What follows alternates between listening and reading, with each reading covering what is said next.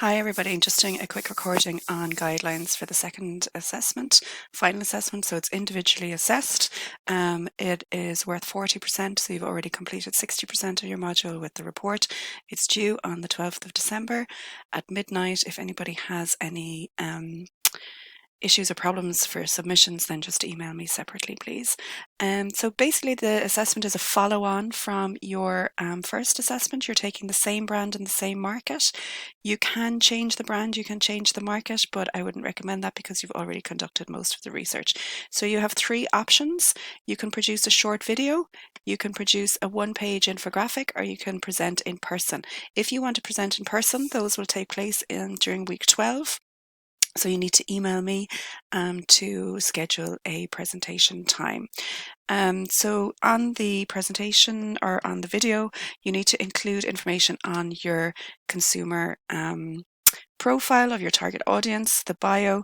You need to then, the second part of the main bulk is to demonstrate the different decisions, looking at the domestic strategies of the product, price, place and promotion, and then setting out the considerations for internationalization. Can you standardize elements of product, price, place, promotion, or can you adapt them? Or do you have to adapt them for your host market? You can use various platforms or various software tools, however which way you like to do KineMaster or Quick. I will upload training videos onto Canvas for you to have a look at those on how to do Canva video editing, for example. You can't just record yourself using PowerPoint. If you're doing PowerPoint, you need to present to me in person and be ready for some questions. So the assessment brief is there, it's on Canvas. The breakdown of the marks is on is there on the marking sheet as well. So I just want to give you an example of, for example, the infographic from a student last year. So she did quite well in this assessment. Her page was very much on brand. She, had imagery and whatever to reflect the brand Joe's Farm crisps that she was researching. She dedicated a lot of time to the target market that she didn't have to, or a lot of space to that rather. She should just have put in some more, or the information on the target audience, and she didn't need to put in, why Sarah and the Czech consumer trends. It's only worth 5 marks. She also used far too much text. So to me, you can tell a lot more with an image. So here we see Sarah with her child, so you can see her age. She's a young mother of 1. There's other ways of demonstrating what her various psychographics, geographics, etc. are. Put a map up of the Czech Republic and whatever.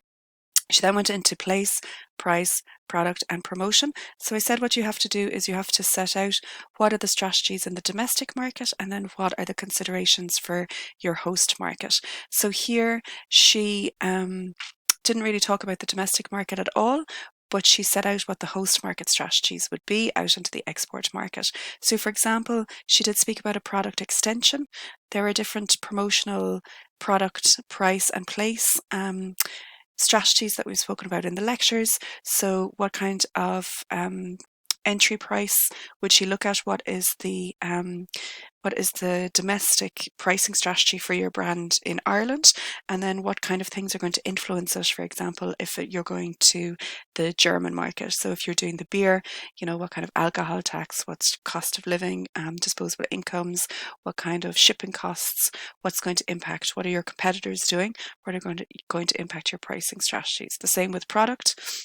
We spoke about line extensions, brand extensions, changing the product, changing the brand, changing ingredients, all to cater to that target audience. And the same with the promotion strategies, how does the brand promote itself in the domestic market at the moment, and then how would it look on international markets.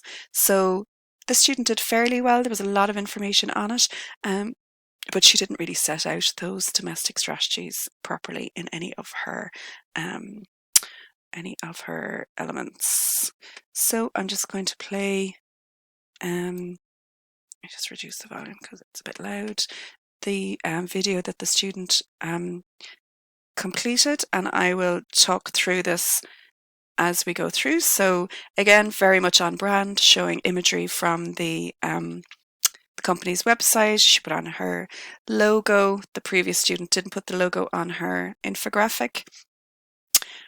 So setting out some of the USPs. She didn't really have to go into this. I was looking more for what the consumer is like. So here we have our consumer profile. So quite a nice way to put it together to show, and I think she used Canva video to put this together. So here she looked then that Deborah is the type of person that the brand is looking to sell their product to.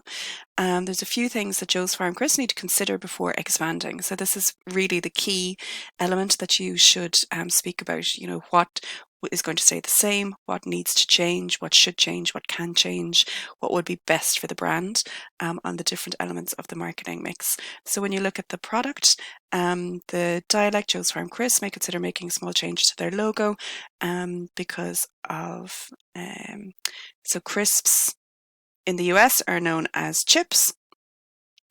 So that was the suggestion that she had.